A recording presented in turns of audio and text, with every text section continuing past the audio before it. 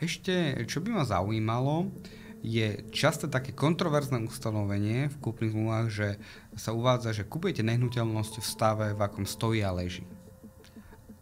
Aká je tu zodpovednosť vlastne za vady, skryté vady? Skúsme to nejako zadefinovať pre klientov. Pán Glos, vy by ste určite vedeli zadefinovať, čo je pre vás zásadné, keby ste kupovali rodinný dom. Chcete, aby vám zatekalo? Nechcete. Chcete, aby vlhol? Nechcete. Chcete, aby prefúkovali okná? Nechcete.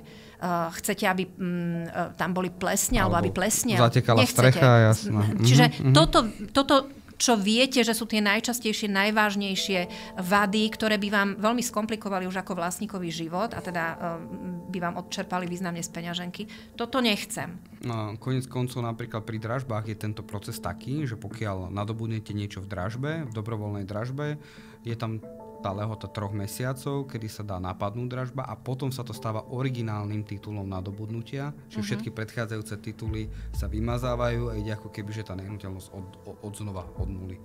Aby som nezabudla, tak pri tej predchádzajúcej téme o bytoch a spojím to s tým, že čo môže byť chybou zmluvy alebo nedostatkom zmluvy, že sa tam nedá do zmluvy vyhlásenie nadobúdateľa bytu, že pristupuje k zmluve, ktorou je zabezpečená správa bytového domu. Keď mám dobré vzťahy na začiatku, mám všetko v podstate popísané. Cesta je ľahšia. Tým je tá cesta ľahšia a môžem predísť budúcim nejakým problémom, vracaniu predmetu kúpy, doťahovačkám. Tá prevencia je veľmi dôležitá. Priatelia, pozývam vás vypočuť si prvý realitný podcast Narx. Na jednom mieste získate informácie zo sveta reality. Dobré zmluvy robia dobrých priateľov. Paradoxne, tvorba kúpno-predajnej zmluvy je častokrát veľmi podceňovaná a pritom je to rozhodujúci dokument, ktorý častokrát hovorí o našom celoživotnom majetku. Dneska sa budeme rozprávať na tému, ako podpísať alebo uzavrieť dobré kúpno-predajné zmluvy s pani profesorkou, advokátkou Derisou Dulákovou. Dobrý deň, zdravím vás. Dobrý deň. No, čo je to dobrá zmluva?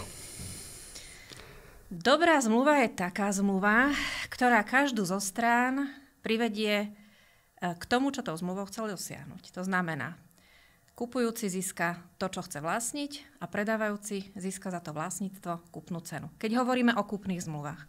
Takže keď sa naplní cieľ tej zmluvy, je to dobrá zmluva. Ale ešte zase, na to, aby tá zmluva bola naozaj dobrá, nedá sa spoliehať len na to, že teda aby doviedla k cieľu, lebo niekedy môže mať tá zmluva skryté nášlapné míny a na tie treba pamätať bez ohľadu na to, či proste aj keď som niečo v zmluve nevyriešila, kataster ma následne zapísal ako kupujúcu v kúpnej zmluve, ale ja som tam neriešila otázky, ktoré sú pre ten sudzovací proces dôležité a ktoré sa potom vyjavia neskôr ako problém, napríklad otázka vypratania. Lebo tá otázka vypratania, odovzdania nehnuteľnosti kupujúcemu nemá z hľadiska prevodu vlastníctva zásadný charakter. Kataster proste zapíše kupujúceho ako nový vlastník a to, kedy mu predávajúci nehnuteľnosť odovzdá, to by v tej kúpnej zmluve malo byť tiež riešené. A to je presne dobrá otázka, že čo vlastne rieši kataster v tých kúpno-predajných zmluvách? Že on rieši vlastne tie veci, ktoré sú podstatné iba na ten zápis, pre ňoho, ktoré sú nevyhnutné. Hej? Ale zase na druhej strane nerieši to právne prostredie, tú jednotlivú formuláciu, zmluvné pokuty, odovzdanie, to vlastne to gro tej zmluvy, lebo ja to beriem tak, že kataster rieši tie administratívne veci, či mám dobre napísané meno, priezvisko a tú nehnuteľnosť popísanú, ale akože samotný obsah zmluvy kataster vôbec nerieši. No obsahom zmluvy sú aj tie údaje. Mimo tých údajov. Mimo tých údajov, áno. Kúpna zmluva, alebo každá zmluva, bez ohľadu na to, či ide o kúpnu alebo akúkoľvek inú zmluvu, musí obsahovať tzv. Podstatné náležitosti. A pri kúpnej zmluve je to štandardne predmet kúpy a kúpna cena. Čiže keď vytvoríte zmluvu, kde nebudete mať nič iné, len predmet kúpy, to znamená, čo sa predáva, čo sa kupuje, a za akú kúpnu cenu, tak kataster nič iné nezaujíma. Čiže povolí vklad vlastníckeho práva v prospech kupujúceho do katastra nehnuteľnosti. Ak tie nevyhnutné podstatné náležitosti nie sú dobre spracované, tak áno, kataster preruší konanie, vráti ten právny úkon na odstránenie nedostatkov a potom, ak sa odstránia, tak môže v konaní pokračovať. Ale ten sudzovací proces reálne, v reálnom živote naozaj nerieši len ten moment, ten translačný účinok. To znamená moment, kedy sa z toho predávajúceho, z osoby, ktorá je v pozícii predávajúceho, stane osoba vlastníka, ako kupujúci sa stane vlastníkom. To nie je to jediné, čo kúpna zmluva asi má riešiť. Takže napríklad môže sa stať, že uzatvoríte budúcu kúpnu zmluvu, v ktorej si nastavíte nejaké parametre a pri podpise kúpnej zmluvy sa klienti pohádajú na tom, kto zaplatí notárske poplatky. Pretože to nebolo vyriešené v budúcej kúpnej zmluve. Čiže nemôžeme naozaj ostať len pri tom, že kúpna zmluva si vystačí len s podstatnými náležitosťami, ale potom sú tam tzv. Pravidelne sa opakujúce náležitosti. To je štandardne napríklad vysťahovanie, vypratanie, môže to byť naozaj zaplatenie správnych poplatkov, môže to byť zaplatenie notára, môže to byť, pomôžte mi, vymalovanie. Aj spôsob úhrady kúpnej ceny napríklad. Spôsob úhrady kúpnej ceny, to ste dobre povedali, pretože dojednanie o kúpnej cene, ktoré je podstatnou náležitosťou kúpnej zmluvy, automaticky v sebe nezahŕňa aj spôsob zaplatenia kúpnej ceny. Nehovoriac o tom, že ak sa poruší nejaké dojednanie, je možné zabezpečiť si jeho splnenie napríklad zmluvnou pokutou. To je asi najčastejšie využívaný zabezpečovací prostriedok. Čiže tých otázok, ktoré rieši kúpna zmluva, je podstatne viac ako to, čo zákon nevyhnutne vyžaduje pre platnosť kúpnej zmluvy. Sústredujem to len na kúpnu zmluvu, pretože o tej sa bavíme a kúpna zmluva je asi takým tým základným chlebikom realitnej kancelárie. Inak toto ma dokáže fascinovať, že si zoberte, že naozaj predávate nehnuteľnosť za niekoľko 100 000 a tí klienti aj v dnešnej dobe sú stále schopní dôverovať Google alebo najnovšie teraz umelej inteligencii a myslia si, že to dokáže ako keby že zohľadniť v tom dokumente, ako je kúpna zmluva, že úplne všetko. Pritom ja hovorím, že každá kúpna zmluva je unikátna, že jednak vychádza z nejakého titulu nadobudnutia, čo bolo predtým, kde môžu byť všelijaké, by som povedal, že nášlapné míny, že jednoducho treba si to vedieť preštudovať. A na druhej strane vychádza aj z toho ďalšieho statusu a z tej vôle a z tých dohôd, ktoré sa dohodnú, že v kúpnej zmluve sa uvádza napríklad hnuteľný majetok, ktorý je predmetom, lebo pokiaľ to není pevne pripevnené, je to nábytok, takže nemusí to byť predmetom prevodu a tak ďalej. Čiže každá kúpna zmluva je unikátna a k nej treba aj tak pristupovať. A ja som ako oficiálne není zástanca vôbec nejakých formulárových zmluv, lebo z tohto pohľadu sa mi to zdá strašne také plitké a povrchné. Čiže u nás v realitnej kancelárii naozaj k tomu klientovi pristupujeme tak, že rieši ho iba advokát, ale ide do hĺbky s tým klientom, je k tomu buď nejaký dotazník, alebo je to rozhovor, buď s kolegom, maklérom, alebo priamo s tým klientom, kde sa pýta na tie požiadavky a potreby, aby tá kúpna zmluva aj do budúcna zohľadňovala všetky potreby, napríklad skryté vady a tak ďalej. Hej, že presne, on to nekončí tým, že sa stane vlastníkom, ale má to nejaké ďalšie dôsledky do budúcna. No a tuto možno, že poďme si zadefinovať teda, že čo je takou základnou esenciou, že čo každá kúpna zmluva musí obsahovať a čo by mala obsahovať, hej, že ktoré ustanovenia. Ja by som možno ešte začala tým, čím som začať mala, že v našom právnom prostredí, v tom domácom, ale nie len v našom, aj okolité štáty majú takto nastavený systém scudzovania nehnuteľnosti. Scudzenie to znamená prevod vlastníctva. A síce, že ten proces je dvojfázový. To znamená, a teraz nehovorím len o nehnuteľných veciach, ale o scudzení akejkoľvek veci, hnuteľnej a nehnuteľnej. Na to, aby sa stal z kupujúceho vlastník veci, musí byť završená až aj tá druhá fáza, pretože zmluva, kúpna, darovacia, zámenná zmluva je len prvým krokom toho scudzovacieho procesu. Samotná kúpna zmluva, prevod vlastníctva spravidla nespôsobí. Pri nehnuteľnostiach je to naozaj pravidlo, pri tých hnuteľnostiach je to možno trošku jednoduchšie, alebo dá sa nájsť výnimka z toho všeobecného pravidla. Ale aj keď vám predám auto, tak len tá kúpna zmluva neznamená, že sa stanete vlastníkom auta. pri hnutelných veciach musí dôjsť k odovzdaniu hnutelnej veci. Môže to byť kľudne len takým ako symbolickým odovzdaním kľúčov od auta, ale to odovzdanie, to je ten druhý krok, to je to završenie druhej fázy a až na základe toho sa stanete vlastníkom hnutelnej veci.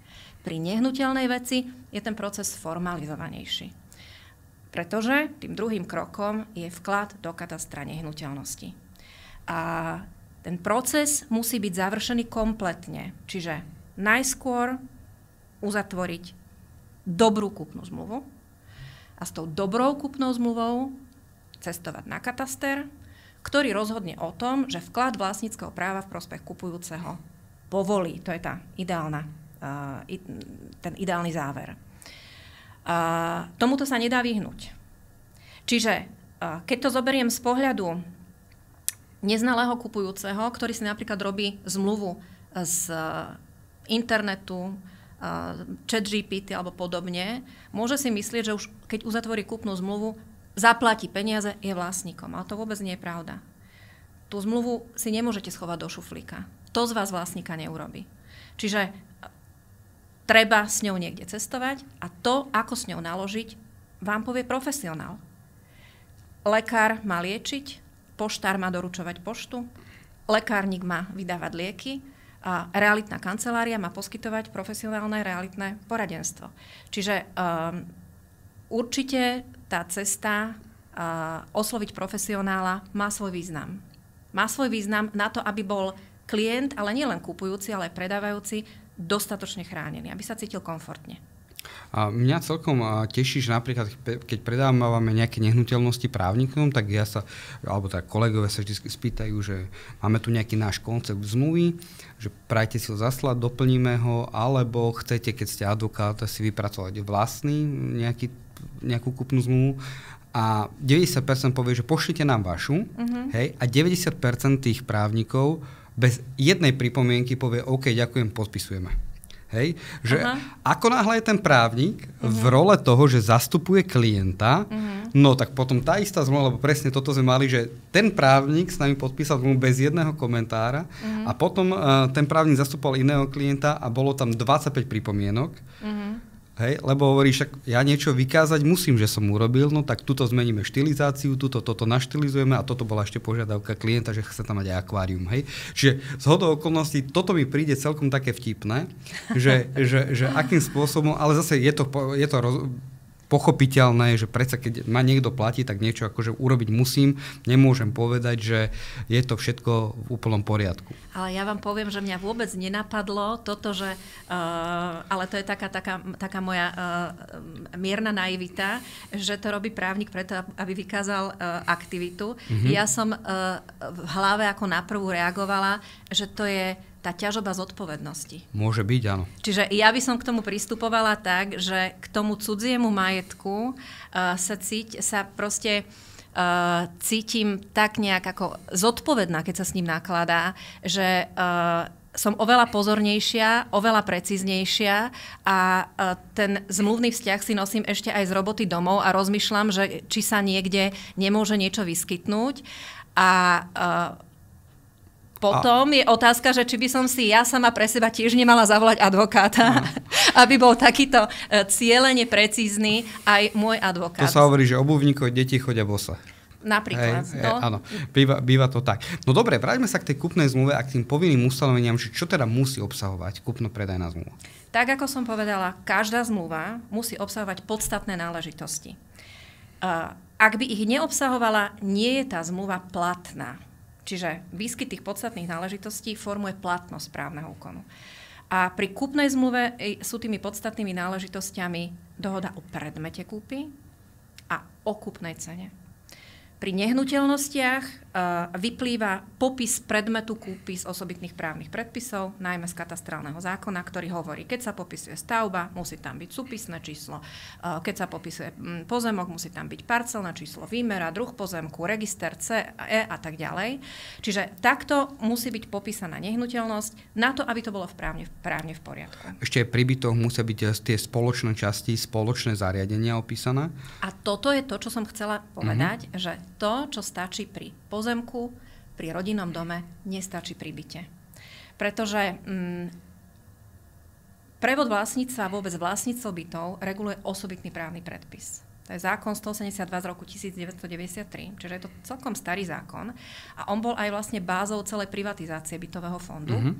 A on pomerne detailne a rozhodne nad rámec všeobecného občianskeho zákonníka striktne ustanovuje, čo musí obsahovať zmluva o prevode vlastníctva bytu. A naozaj sa tam nevystačí len s takým tým bežným popisom bytu a povedzme skupnou cenou, keď ide o kúpnu zmluvu, pretože tam musíte, jasné, spoločné časti, spoločné zariadenie, jednak ich musíte popísať, musíte vymedziť spoluvlastnícky podiel, ale prečo to robíte? Lebo to má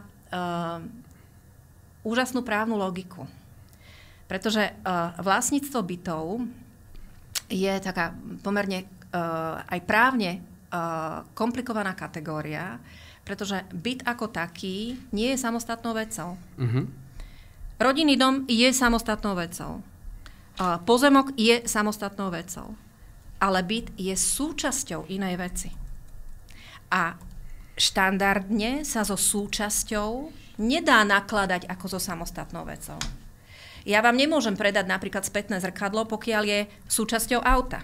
Ak, tak vám to spätné zrkadlo predám len spolu s autom. A ak by som použila toto všeobecné pravidlo, tak by som potom nemohla predať ani byt, pretože je súčasťou bytového domu. Lenže zákonodarca to preklenul formuláciou, že byty a nebytové priestory sú osobitným predmetom občiansko-právnych vzťahov. Ale to spojenie so zvyškom, čiže s tým bytovým domom, musíme nejako vyjadriť. A presne na toto slúži spoluvlastnícky podiel. Čiže ide o takú formu tzv. Pridruženého spoluvlastníctva, kde jedno bez druhého nemôže existovať. Ako náhle som ja vlastníkom bytu alebo nebytového priestoru v dome, musím byť automaticky spoluvlastníkom podielu na spoločných častiach a zariadeniach domu. To je nevyhnutne prepojené. Áno, lebo to sú schodiska, výťahy, šachty, stupačky. Jasné.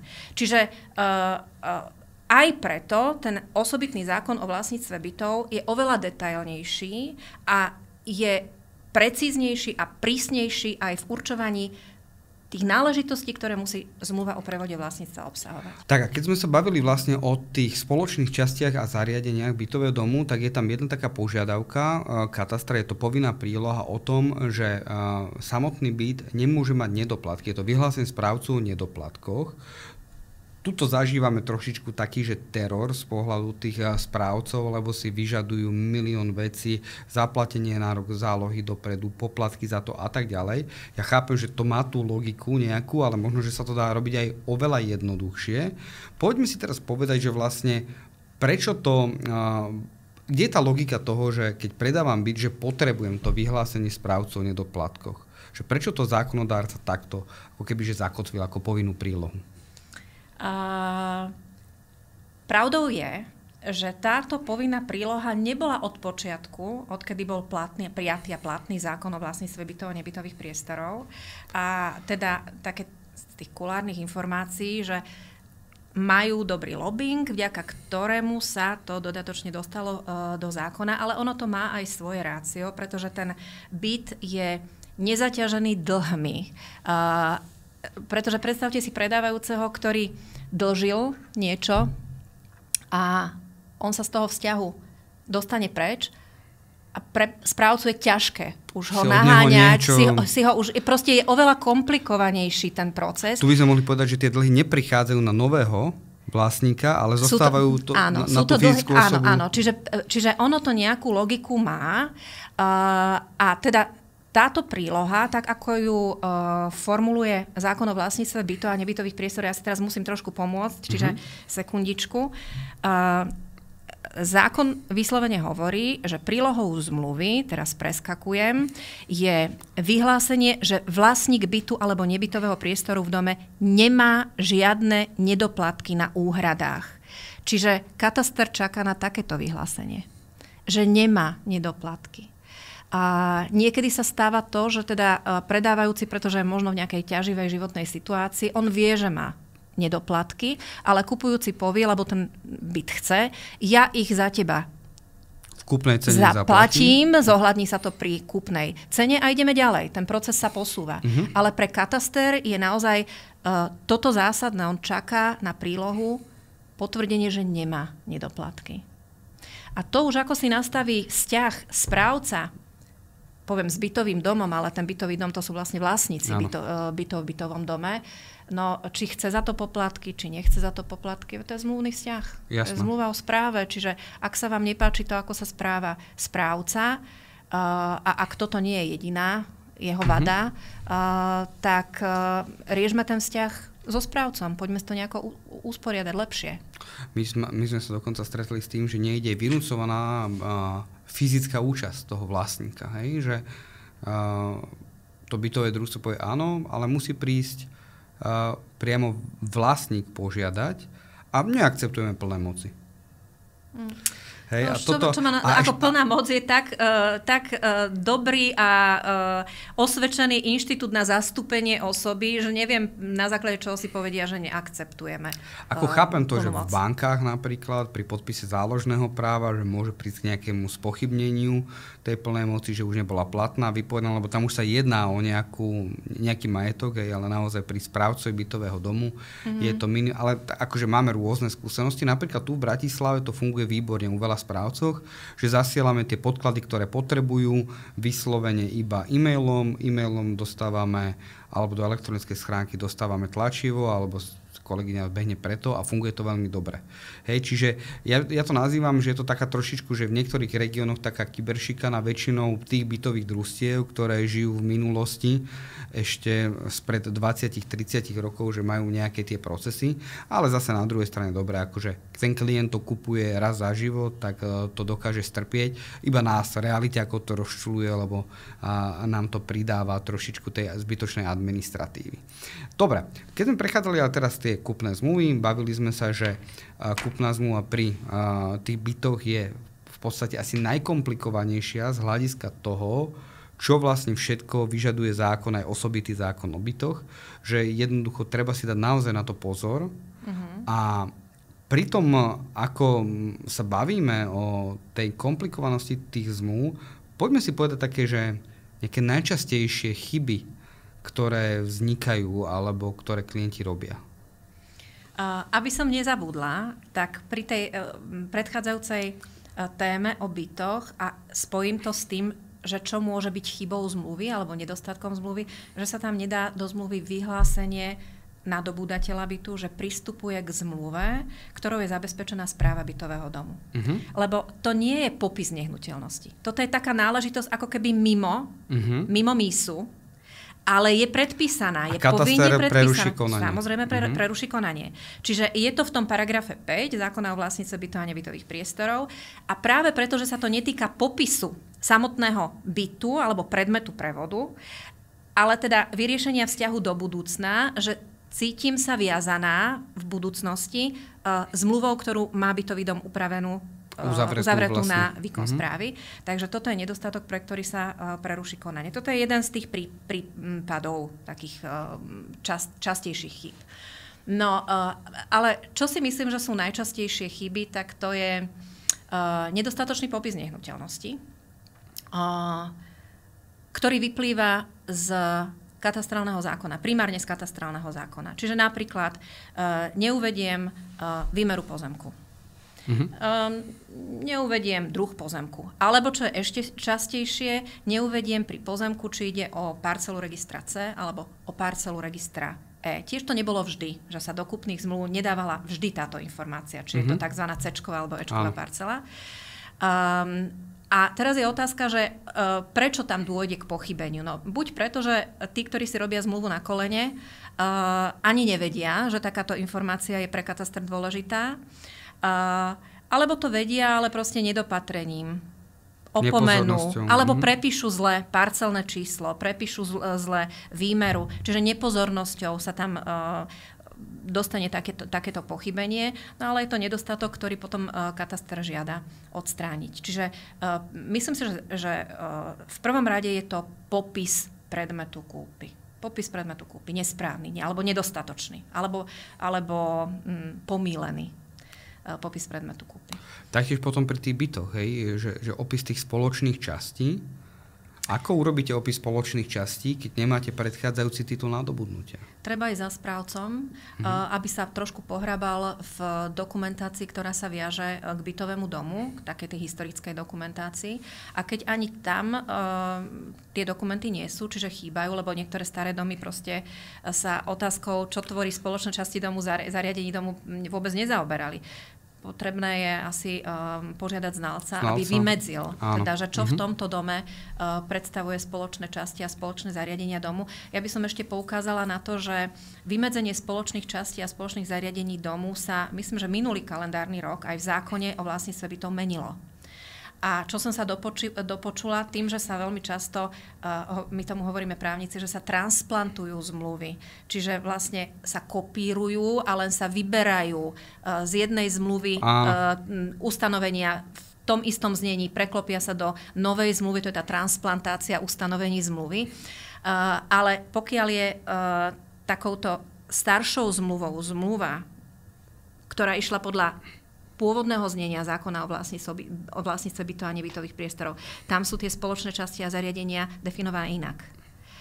A vraj niektoré katastre sú také aktívne, že im to natoľko vadí, že povedia pozor, novela z minulého roka už predefinovala to, čo sú spoločné časti a spoločné zariadenia domu, takže láskavo to dopíšte, prerobte to v zmluve tak, ako vyžaduje zákon. Čiže aj na toto si treba dať pozor. Ale to nie je univerzálne pravidlo. Niektorý kataster je natoľko rigidný, že povie stop, nechceme to takto, a niektorí povedia. Ale záleží možno, že aj od toho konkrétneho vkladára, že od tej osoby je to stále nejaká persona na tom katastri, ktorá buď na tom trvá, alebo dokáže privrieť oko a hovoriť, že pre kontinuitu a plynulosť si nebude vyrábať ďalšiu robotu. To je veľmi rozumný prístup, len na druhej strane, ak by sme mali porovnať princípy, na ktorých funguje verejné právo, a kataster spadá do systému verejného práva, tak tam by sa nemali dať tie oči prižmúriť.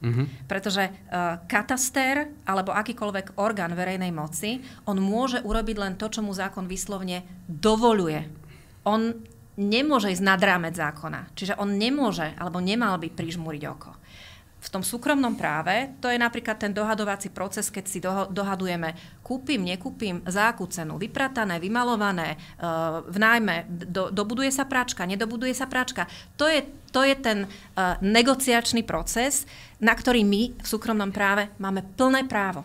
Je to o tom, čo my dvaja chceme. Nie to, čo nám primárne ukladá zákon.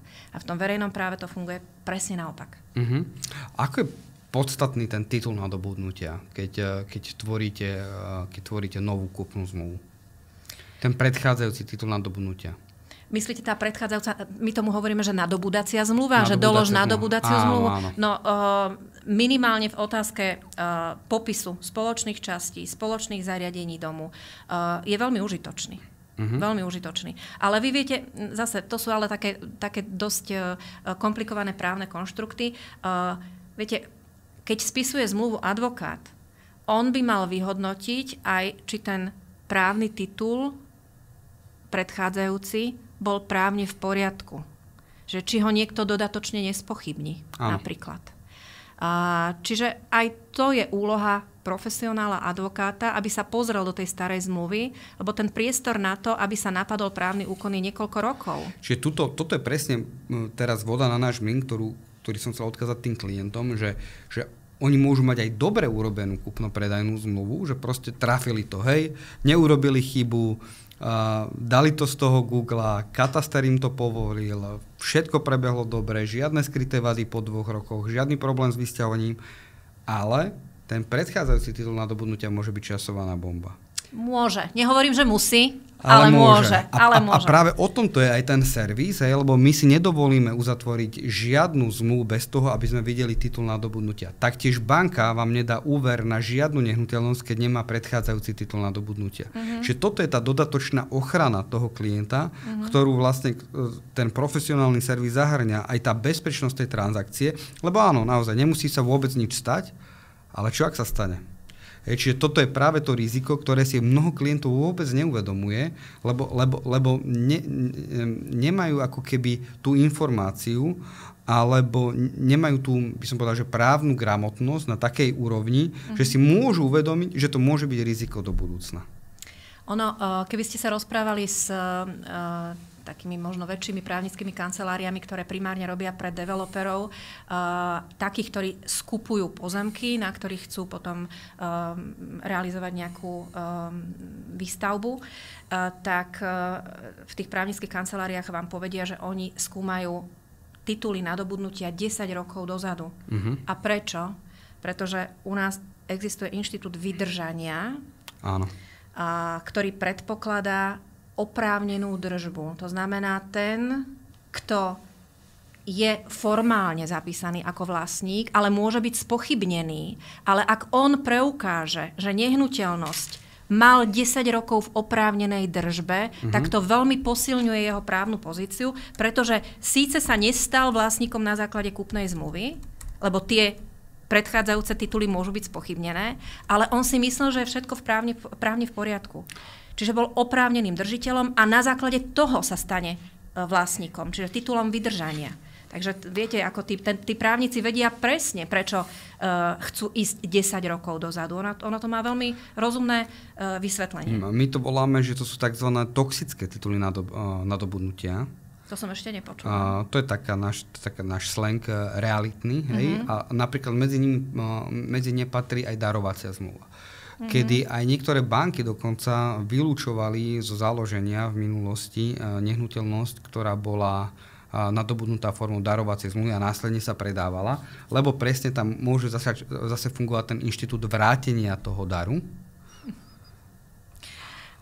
Áno, nemôžeme ho vylúčiť. A tým pádom akože môže byť reálne na tom založený aj nejaký realitný podvod, že ja ti niečo darujem, aj ty to predáš, dostaneme peniaze, ja stiahnem dar a máme naspäť a ty už medzi tým SROčka nebude existovať. Hej? Čiže z tohto pohľadu, toto boli, že nechcem povedať, že daňové podvody, ale toto sú nejaké také konštrukty, ktoré vlastne vytvárali to podhubie, že ten zákon ich dostatočne neošetroval a navyše potom sa to vracia ako keby, že úplne že späť, že keď ten predchádzajúci titul nadobudnutia, ktorý je starý 8 rokov a medzi tým boli ďalšie 4, je neplatný, no tak celé sa to reťazí naspäť. Áno, reťazí sa to, len zase nepovedala by som, že sa mi páči taký ten záver, či už bank alebo kohokoľvek, že im nebude stačiť darovacia zmluva. My nemôžeme vylúčiť zo súkromného práva nejaký inštitút len preto, že niekto bol tak v úvodzovkách šikovný, že si na ňom staval svoj podvodný biznis. Predstavte si, že vy ako rodič darujete niečo svojmu dieťaťu. Máte na to plné právo. A vaše dieťa, ktoré by chcelo tú darovanú nehnuteľnosť o niekoľko rokov predať, by malo mať problém predať to, len preto, že to získalo ako dar od vás. Čiže to je taký exces, to, čo ste povedali. Vie veľmi poznačiť človeka, vie poznačiť celú rodinu, to je pravda, lebo to sú veľmi, veľmi nechutné podvody. A veľké nešťastia rodín, ktoré proste sa ocitnú v týchto smutných okolnostiach. Ale asi by sme to nemali potom stavať ako nejaký štandard, že teraz sa budeme úplne vyhýbať možnosti darovania. To by nebolo správne. Jednoznačne. Aj de facto, keď je kúpna zmluva napríklad na nejakú nehnuteľnosť a je podhodnotená, vyslovene, že to v úvodzovkách za 1 euro, tak aj tento titul nadobudnutia je potom považovaný za darovaciu zmluvu. To sa mi zdá byť ešte podozrivejšie, keď je kúpna zmluva za 1 euro, ako keď je to rovno označené ako darovacia zmluva. Ale judikatúra má na toto názor. Ja si myslím, že toto sa skôr v takej tej bežnej verejnosti zle interpretuje, že fingujme, ako simulujme kúpnu zmluvu za 1 euro a zastrime to, že je to darovacia zmluva, lebo mne povedal známy, že je to lepšie. Nemyslím si, že je to rozumné riešenie. Ale ešte toto, aby som zase nezabudla, lebo asi by som zabudla. U nás ako v práve veľmi dlho diskutujeme o tom, že čo viac chrániť. Tak ako ste povedali, že keď sa napadne úspešne sa napadne nejaká historická zmluva, tak sa to potom reťazí, že všetky tie ďalšie právne úkony nie sú v poriadku. Pretože hľadí sa na to, že niekto nadobudol vlastníctvo od nevlastníka. Áno. A máme takéto všeobecné pravidlo, že nikto nemôže dať to, čo nemá. Čiže keď nie som vlastník, nemôžem previesť vlastníctvo. To je všeobecné pravidlo. A že potom je tu druhý pohľad, a ten hovorí o tom, že ale v čase, keď si mi to predával, tak ty si myslel, že si vlastníkom. Dobromyselný vlastník. Ty si bol presvedčený, že ty si to mal na liste vlastníctva zapísané a ja som ti dôveroval, že ty si vlastníkom. A teda diskutuje sa o tom, či sa nemá viac chrániť práve tá dobromyselnosť toho nadobúdateľa pred týmto starým rímskym pravidlom, to sa volá, že nemo plus juris. Nikto nemôže previesť viac práv, ako sám má. Ale vidíte, to sú také právno-filozofické debaty a ešte sme o tom nehovorili, ale teda v Slovenskej republike sa dlhodobo pripravuje nový občiansky zákonník a toto je jedna z otázok, ktorá sa v ňom asi bude riešiť. Že do akej miery upustíme z tej všeobecnej zásady nemo plus juris a naopak prihráme tej dobromyselnosti nadobúdateľa. Ja si myslím, že by to bolo možno aj rozumné a správne. Koniec koncov napríklad pri dražbách je tento proces taký, že pokiaľ nadobudnete niečo v dražbe, v dobrovoľnej dražbe, je tam tá lehota 3 mesiacov, kedy sa dá napadnúť dražba a potom sa to stáva originálnym titulom nadobudnutia, čiže všetky predchádzajúce tituly sa vymazávajú a ide ako keby, že tá nehnuteľnosť odznova od nuly. Je viacej tých výnimiek z tohoto všeobecného pravidla. Je to aj pri predaji v rámci zákona o konkurze a reštrukturalizácie. Je niekoľko výnimiek, ale to sú stále len výnimky. Poďme ešte k tým chybám. Hovorili sme o tých spoločných častiach, že to opomenieme niekedy spomenúť správcu. Môžeme opomenúť napríklad vyčísliť alebo nechať nejaký mechanizmus vyčíslenia kúpnej ceny, že poviem príklad, že je v poriadku, keď dám, že kúpna cena, predávam pozemok, je na metr štvorcový 50 € a nechám to len v takejto nejakej forme, alebo musím presne vyčísliť, že zaplatil som za ten pozemok 50 000 €, lebo mal 1000 metrov štvorcových. Kúpna zmluva a právny úkon vo všeobecnosti musí byť dostatočne určitý.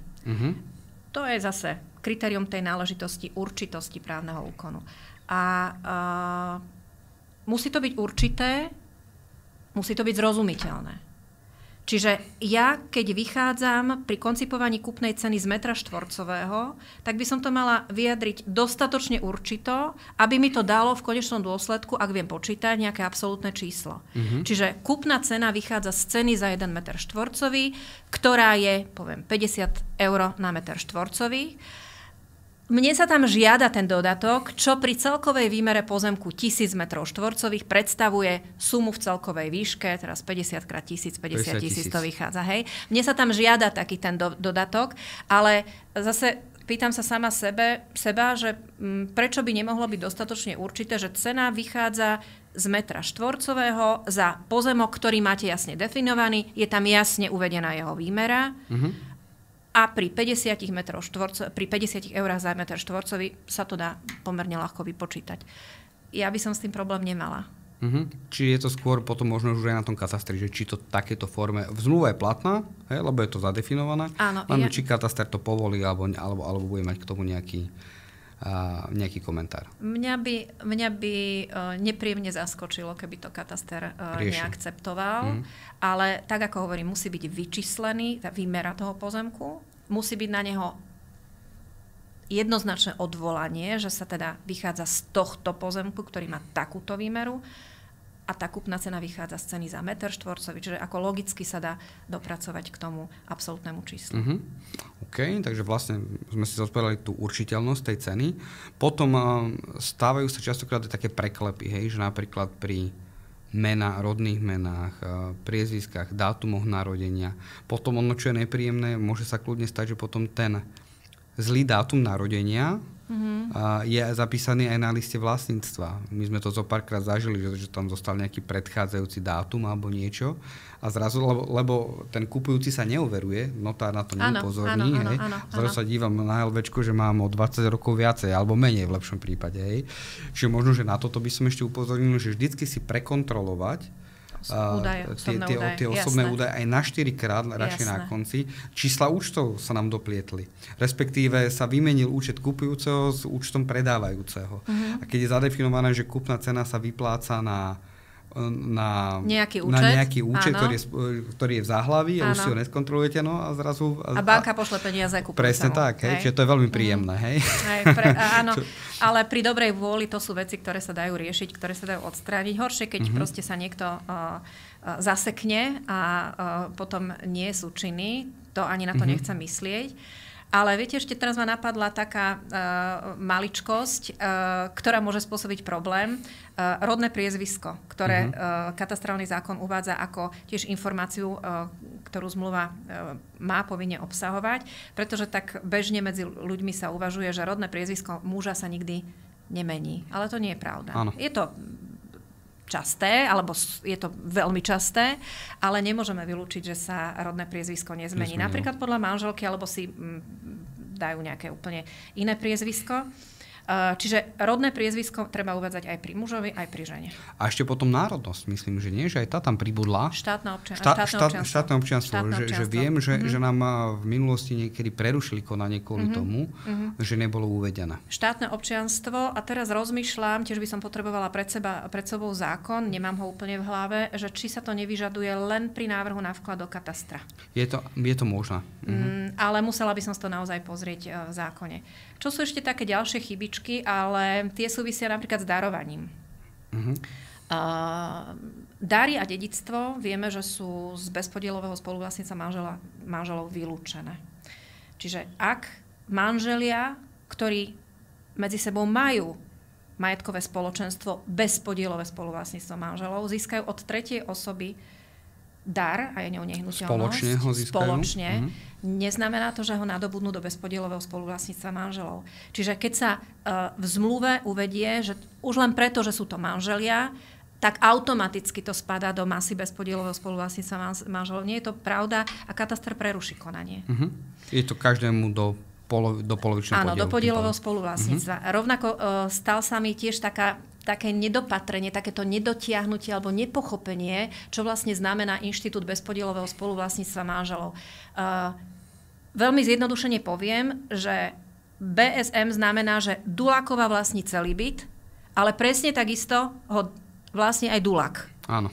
Nemáme na ňom podiel. Je to bezpodielové spoluvlastníctvo. Čiže každý z tých vlastníkov, manželov, vlastní celú vec. Nevieme určiť, že tvoja kuchyňa moja je obývačka. To vôbec nie. To by sme ani pri podielovom spoluvlastníctve nemohli určiť. Ale pri tom bezpodielovom spoluvlastníctve je to bezpodielové. A prišiel za mnou pán v takom naozaj dobrom nastavení. Povedal, ja vlastním byt s mojou manželkou v bezpodielovom spoluvlastníctve manželov a ja jej chcem svoj podiel predať.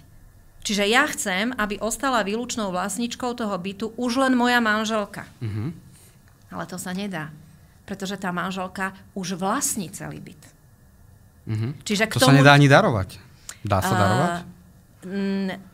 Takýto nemôžete, lebo vy vlastníte celú vec, čiže vy nemôžete previesť na ňom polovicu, lebo by ste vlastne už k celému, tá manželka vlastní celý byt a ešte chceli priradiť nejakú ďalšiu polovicu, čo nedáva zmysel. Ako keby mala manželka vlastniť 1,5 bytu, ale to je nezmysel. Čiže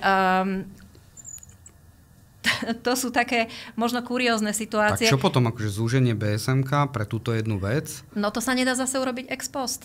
To sa dá urobiť len pred tým, ako nadobúdate takú nehnuteľnosť, že idete ešte pred tým k notárovi, modifikujete rozsah bezpodielového spoluvlastníctva manžela a potom to teda manželka alebo manžel môže takto nadobudnúť. My sme to riešili takým spôsobom, ktorý je kritizovaný v odbornej literatúre, ale nevideli sme nájsť iné východisko. A to tak, že teda tento byt v BSM manželia spoločne darovali svojej dcére a tá dcéra to potom darovala len tej svojej matke. A tým sa stala výlučnou vlastničkou. Len zase potom dane však z predaja nehnuteľnosti budúceho To sa dá ošetriť a poradiť s daňovým poradcom, lebo tam je dôležitá vlastne tá hodnota nadobúdacia hodnota toho daru, čiže dá sa to nejako ošetriť, ale vidíte, že niekedy proste účel svätí prostriedky a my, keď chceme klientovi pomôcť, tak my mu povieme, no toto sa ponúka, lebo tie iné cesty boli oveľa komplikovanejšie. Manželia môžu požiadať o zrušenie bezpodielového spoluvlastníctva manželov. Ale to je na súde, nie? Áno, súd rozhodne o zrušení BSM. Môžu sa rozviesť, už keď sme teda akože pri tom. Ale či je to cesta práve pre tento prípad, nie je to asi celkom šťastné, lebo v prípade, že jeden z manželov podniká, tak je možné požiadať súd o zrušenie BSM a potom ho vyporiadať takýmto spôsobom. Ale to nebol prípad týchto dvoch manželov. Ale viete, to povedomie, že sme v BSM, tak automaticky vlastním polovicu. Nie, to je bezpodielové spoluvlastníctvo manželov. Áno. Také jednoduché amorfné, nepochopenie áno, toho. Že sa nedá zadefinovať, že čo vlastníš to celé, je to amorfné, hej, a vlastníme to spoločne. A každý z nás to vlastní celé. A rovnako. Tak. Áno. Tak. To inštitút manželstva, krásna vec. Na Slovensku. Rozmýšľam, či sa niečo lepšie vymyslelo. Je to inak je to legálne, ako dneska, lebo viem, že neexistujú predmanželské zmluvy. Nie, že legálne, možno som sa zle vyjadril, ale je to štandardné rozdeľovanie BSM-ka, že zosobášime sa a ideme si rozdeliť BSM-ko. Aká je vaša prax? Že vy si nemôžete rozdeliť BSM-ko. Zúžiť. Aha, myslíte zúžiť. Vy si ho môžete zúžiť, vy si ho môžete aj rozšíriť a vy si môžete potom urobiť ešte aj takú vec, že moment vzniku BSM dohodou odsuniete k momentu zániku BSM. To je taká konštrukcia, ktorá neviem, tomu či sa nerozumiem. Ani tomu nerozumiete, ani vás do toho nebudem zasvedcovať, ale tá právna možnosť tu je. Stretávam sa s tými prípadmi, že manželia si chcú zúžiť bezpodielové spoluvlastníctvo manželov. Majú na to rôzne dôvody. Jednak podnikanie, napríklad následné nejaké exekúcie, hej, tým pádom všetko to spadá pod tú ale osobu. Ale v prípade toho podnikania si ho môžu dať aj zrušiť. Ale to vylúčenie veci z BSM, tej konkrétnej veci, sa v praxi deje pomerne často. A tak, ako hovorím, klienti majú na to rôzne dôvody. Napríklad podstatnú časť peňazí daruje rodič, jeden z rodičov. Hej? Tak teraz sú takí opatrní, že povedia aj tí rodičia, ja ti dám 100 000, 150 000, ale buď opatrný, lebo však nevieš, čo sa môže stať. A teda vylúč to z BSM. Ale zase tiež to nie je takou univerzálnou náplasťou, pretože to, že sa zúži bezpodielové spoluvlastníctvo manželov a napriek tomu, že sa zúžilo, ale ak sa na obstaranie tej nehnuteľnosti použili peniaze z BSM, tak to neznamená, že ten druhý manžel, ktorý to formálne nevlastní, príde úplne skrátke. Jasno. To tiež akože neznamená. Tam už treba vedieť preukazovať asi, že z akých zdrojov. Tak, ako v prípade, že by sa napríklad rozviedli, tak už ten, kto získal, musí potom vrátiť. Ten, kto vďaka spoločnému získal, tak musí v rámci vyporiadania BSM prispieť na to vyporiadanie tak, aby odškodnil toho druhého. Alebo no a čo sa týka napríklad, keď sme už v tejto téme tých predmanželských zmluv, tu není nejaká budúcnosť, že by to tu vedelo fungovať? Ale je. A to práve súvisí s tou rekodifikáciou občianskeho zákonníka.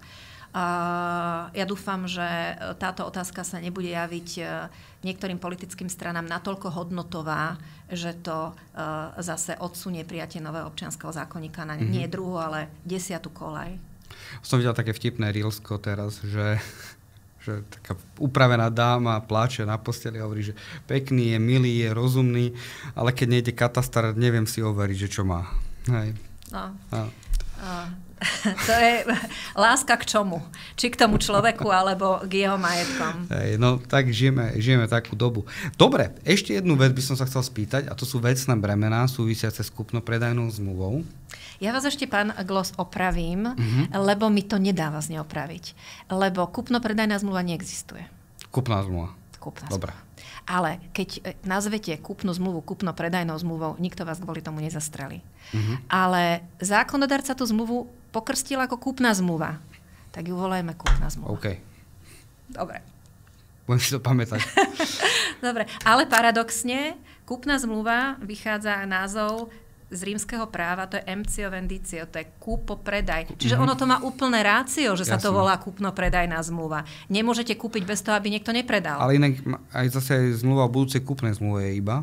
Áno. Áno, hej, jasná. Čiže ja hovorím aj študentom, zákonodárca to takto pokrstil, tak to tak volajme. Jasné. Ale nespôsobuje tá obmena názvu neplatnosť právneho úkonu. To len tak, akože keď sa bavíme. Hej, že aby sme boli exaktní. Hej. Dobre. No, čo by ma ešte zaujímalo, je vlastne kúpna zmluva s nejakým vecným bremenom. Lebo v praxi sa nám stala jedna vec, a tým zase nechcem strašiť klientov, ale to, že v titule nadobudnutia bola kúpna zmluva s vecným bremenom doživotného bývania. Návrh na vklad už išiel, ale ako keby, že iba jeden návrh na vklad, na zavkladovanie vlastníckeho práva, nie toho oprávneného vecného bremena. Čiže kataster to nezapísal. Na liste vlastníctva tým pádom to nebolo. My sme sa to dozvedeli len z titulu nadobudnutia, ale navyše to vecné bremeno bolo platné. No, vecné bremeno ako také platné byť nemohlo, lebo ono vzniká až vkladom do katastra. Ale aj do životného bývania? To doživotné bývanie práve vyplýva z toho vecného bremena. To vecné bremeno, pokiaľ vzniká zo zmluvy, nevznikne zo zmluvy, ale až vkladom do katastra nehnuteľnosti. Čiže by sa nemohlo stať, lebo viem, že to bola zmluva, ktorá bola do 3 rokov, že klient to predával rok potom, ako to nadobudol. A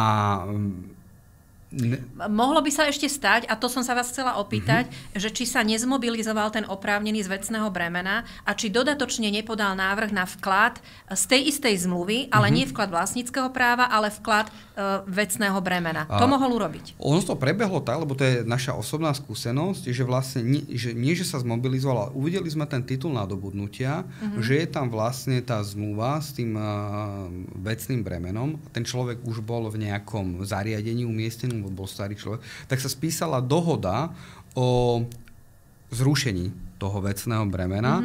Tu sme si ako keby nechali v šuflíku alebo v zálohe a kataster to normálne povolil, zapísal, či nemalo to nejaké dôsledky, ale vtedy nám práve nejakí naši advokáti hovorili, že pokiaľ by sme toto neurobili a že by sa podal návrh, lebo to bolo do 3 rokov, tak vy kúpite byt, ste dobromyslní, vlastne nemáte žiadne vecné bremeno, zrazu tam pribudne vecné bremeno, lebo to vychádza z titulu z tej istej kúpnej zmluvy, ale z iného článku zmluvy. A zrazu proste si nepomôžete. Máte tam osobu, ktorú tam máte v garzonke proste na jednu osobu na právo dožitia v podstate na celý čas. Kúpili ste byť s babkou. Áno.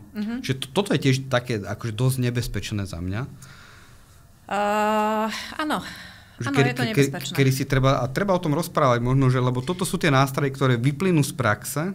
Ale aj z tej predchádzajúcej nadobudacej zmluvy. Áno. Keby ste nemali tú nadobudaciu zmluvu, tak sa nemáte ako dopatrať toho, že je tam aj nejaký článok o vzniku vecného bremena. Áno. Napríklad. A toto platí teda tie 3 roky. No a viete čo, aj táto otázka je veľmi diskutovaná a musí sa to vyriešiť a musí sa to nejako rozumne prelomiť, pretože sú názory a judikatúra zatiaľ ide v tom režime, že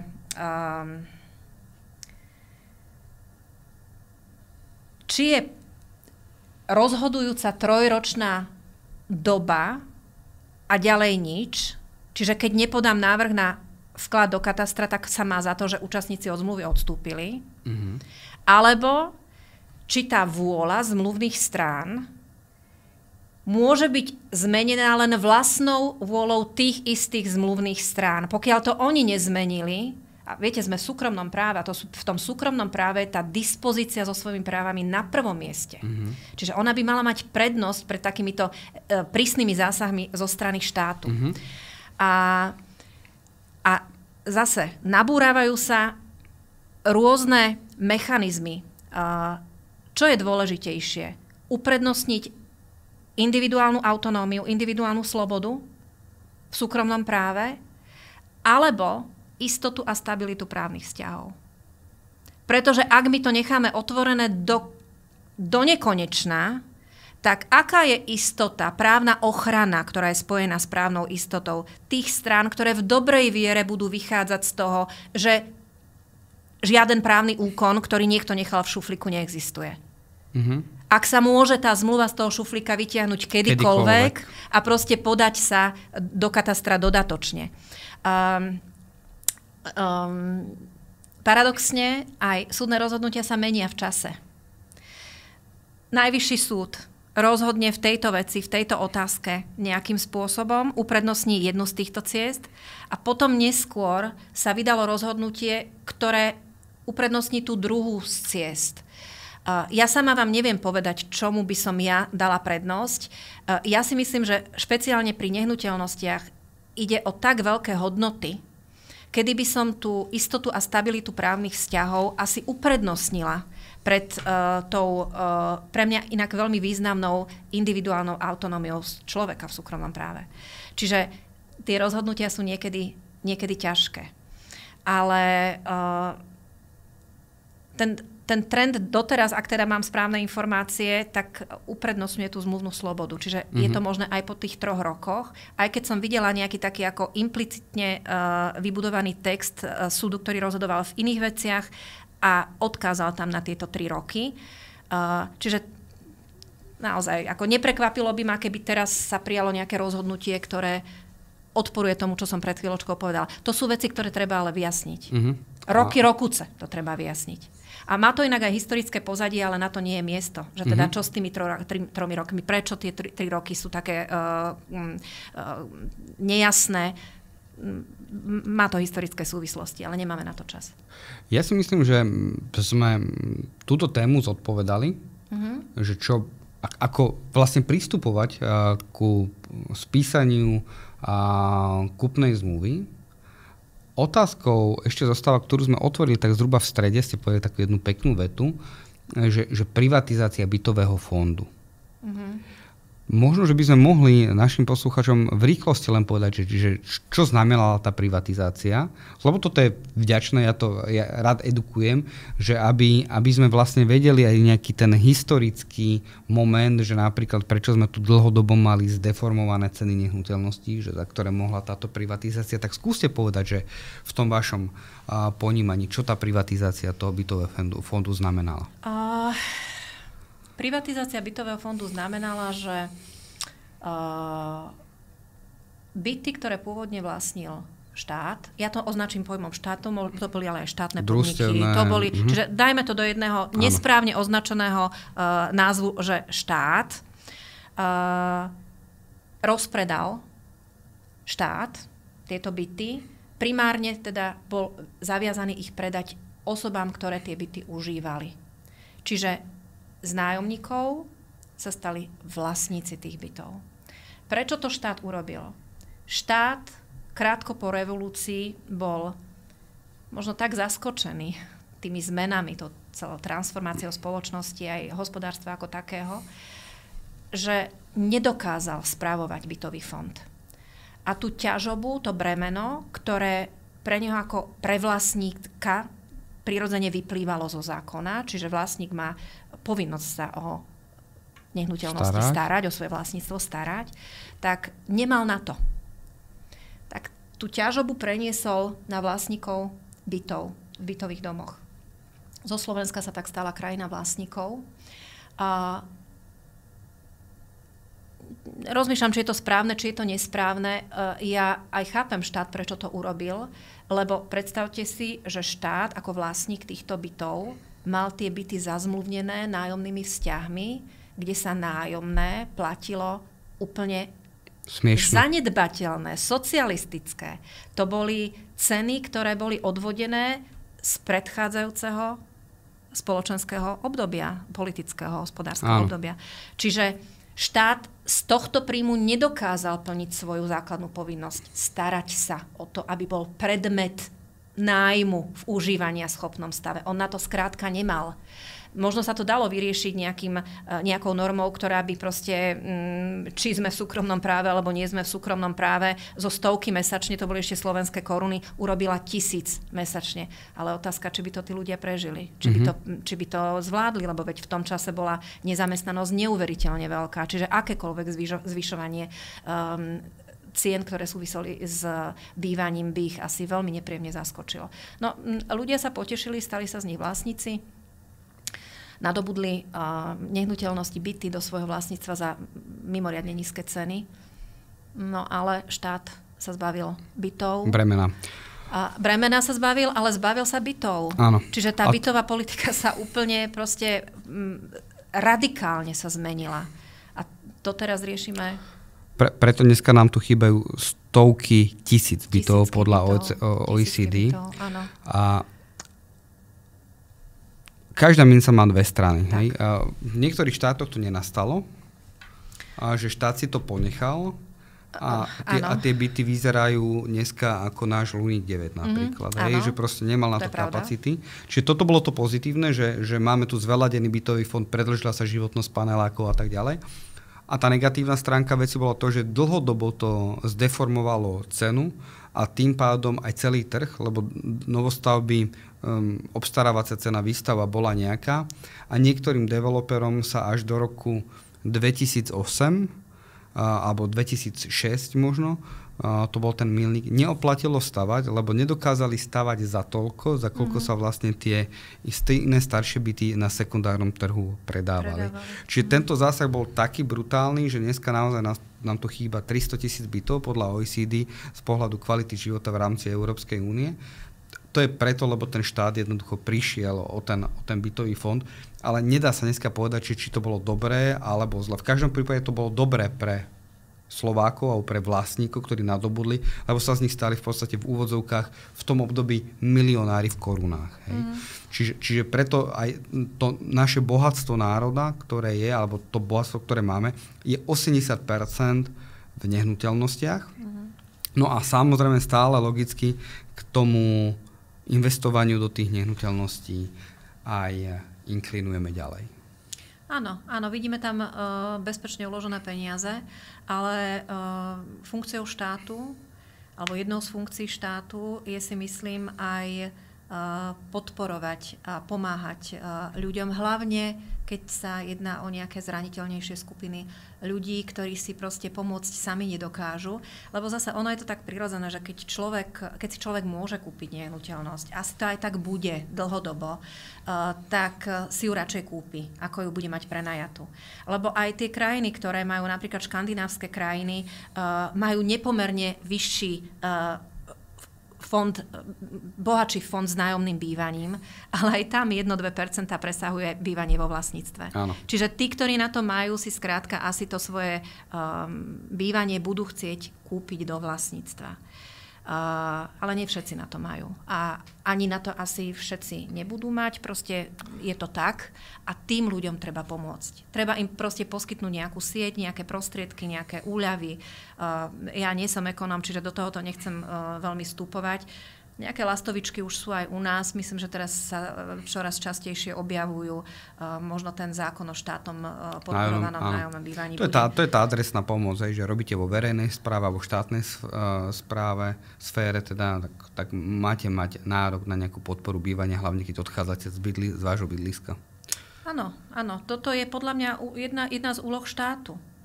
Určite áno. Ešte, čo by ma zaujímalo, je často také kontroverzné ustanovenie v kúpnych zmluvách, že sa uvádza, že kupujete nehnuteľnosť v stave, v akom stojí a leží. Aká je tu zodpovednosť vlastne za vady, skryté vady? Skúsme to nejako zadefinovať pre klientov.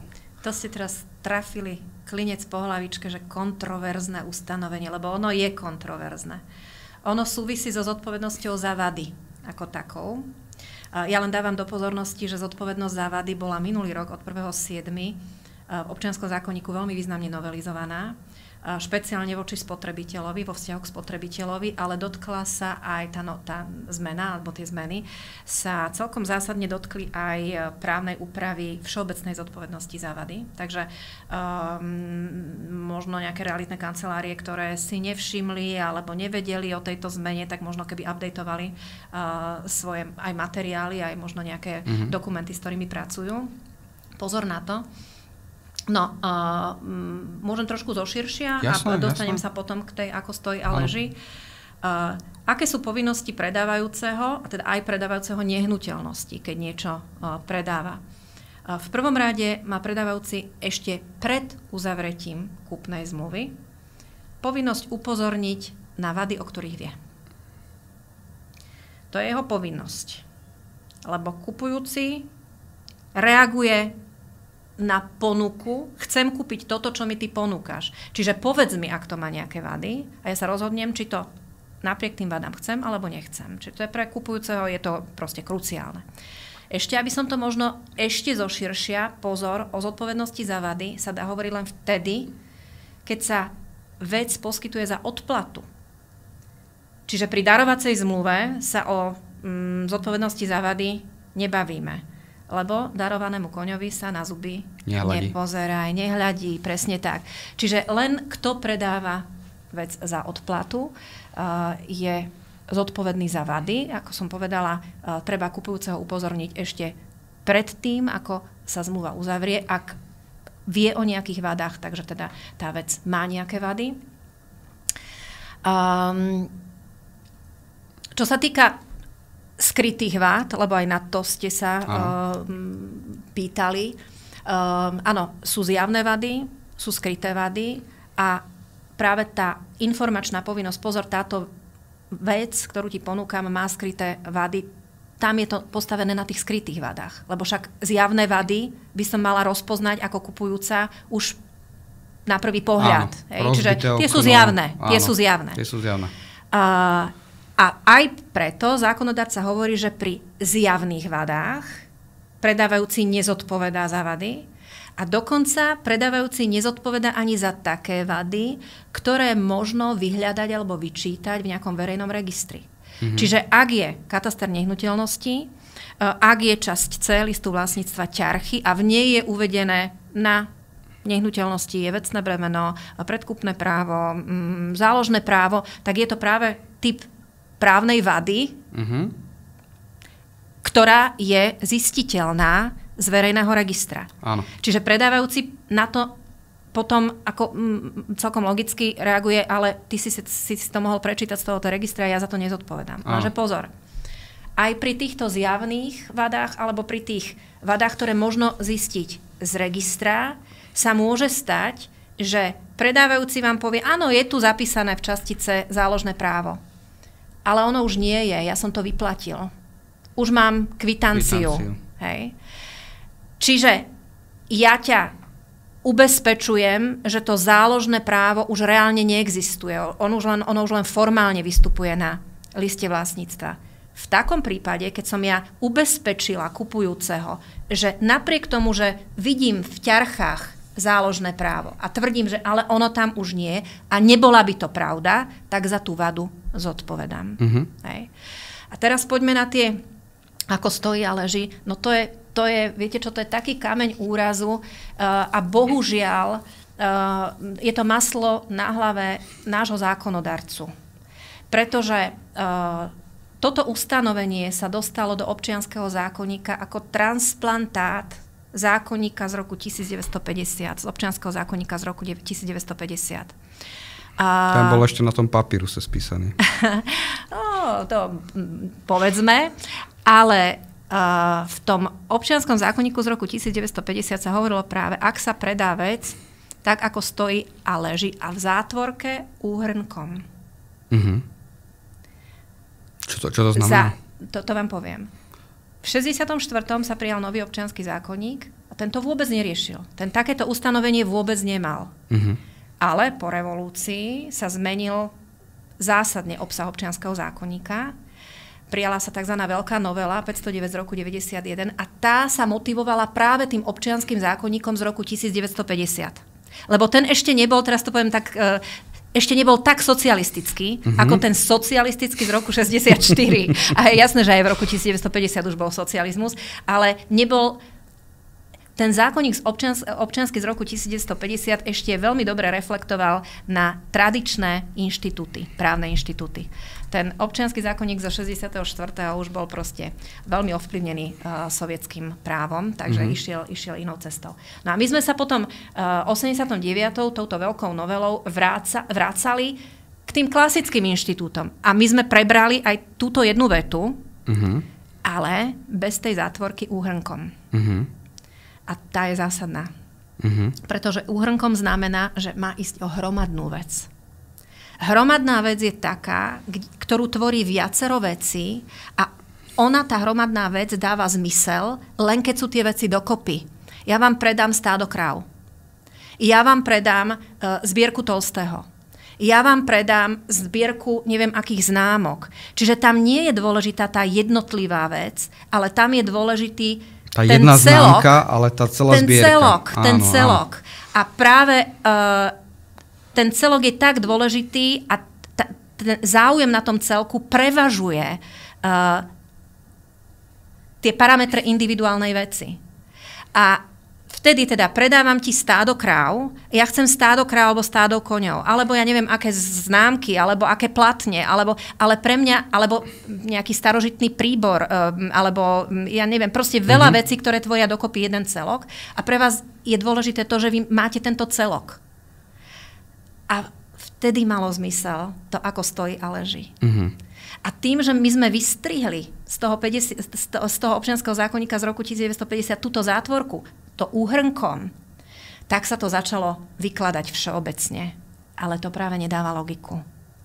Odborná spisba proste hovorí o tom, že to ustanovenie sa má vzťahovať len na hromadné veci a nie na individuálne veci. A nehnuteľnosť je vždy individuálna vec. Vždy je to individuálna vec.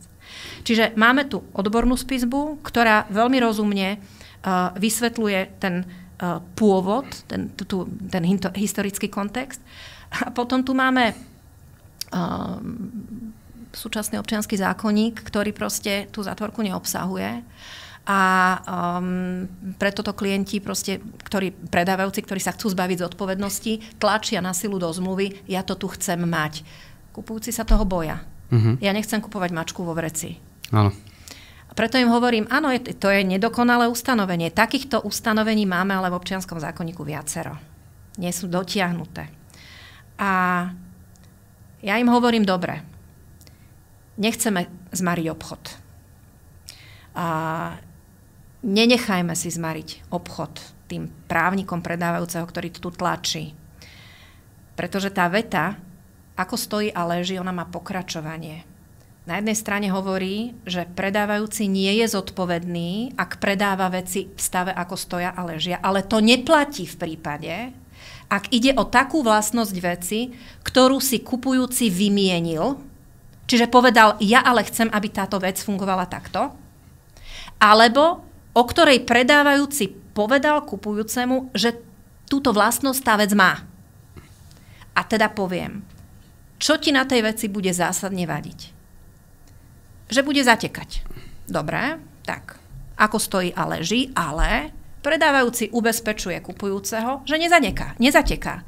Už je to vlastnosť, ktorú si kupujúci vymienil a ak by sa preukázal opak, už za ňu predávajúci nesie zodpovednosť, napriek tomu, že je tam formulka, ako stojí. Čiže vy odporúčate potom doplňať tie ustanovenia práve o tie časté vady, ktoré môžu nastať, alebo kde mám podozrenie, že to nemusí byť v poriadku. Ktoré sú zásadné pre kupujúceho. Ktoré keby kupujúci vedel, že tie vady tam sú, tak jednoducho tú vec nechce. Že ale ako ja viem zadefinovať, čo je všetko zásadné pre mňa? Však tých vecí môže byť milión. No ale pán Glos, vy by ste určite vedeli zadefinovať, čo je pre vás zásadné, keby ste kupovali rodinný dom.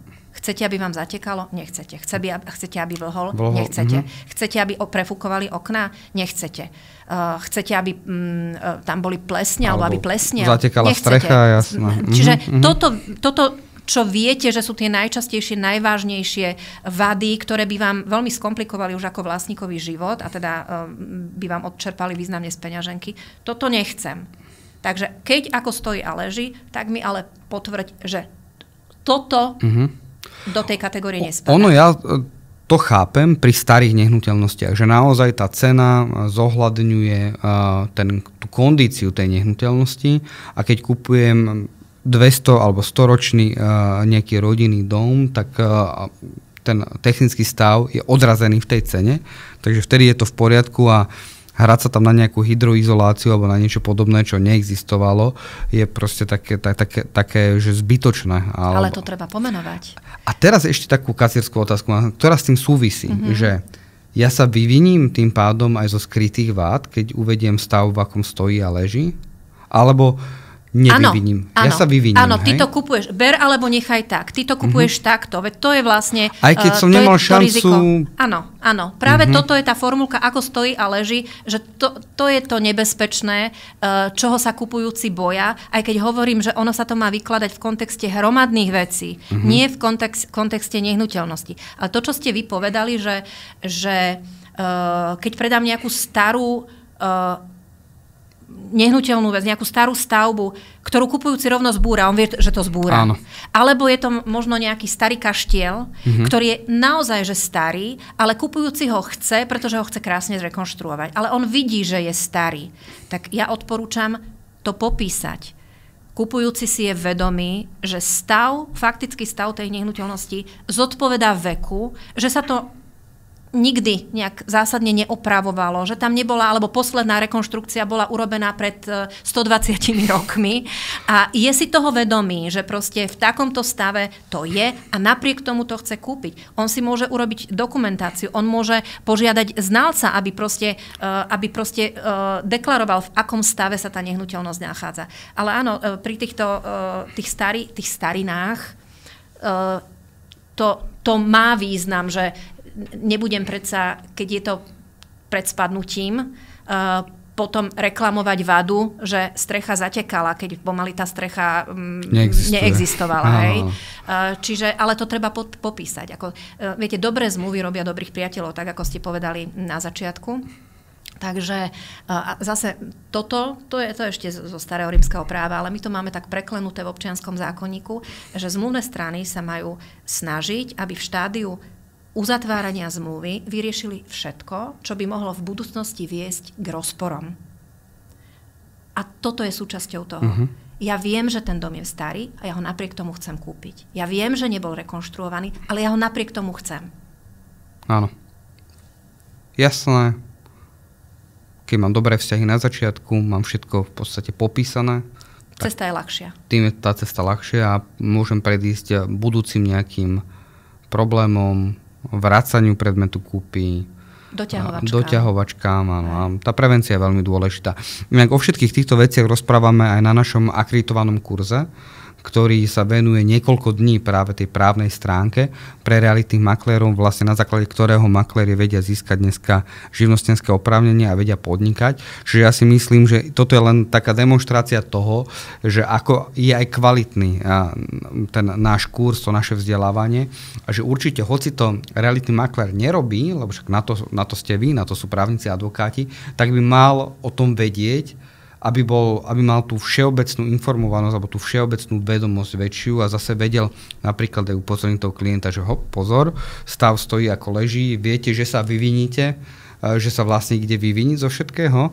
Dajme si na to pozor. Hej. Čiže toto je podľa mňa tá rola a tá úloha toho realitného makléra. No a my práve tým kurzom sa snažíme vychovávať tých realitných maklérov tak, aby mali túto kvalitu, aby vedeli poukazovať na tieto veci. Tak. No a ja sa teším na ďalší náš podcast práve na tému nájomných zmluv. Veľmi pekne ďakujem.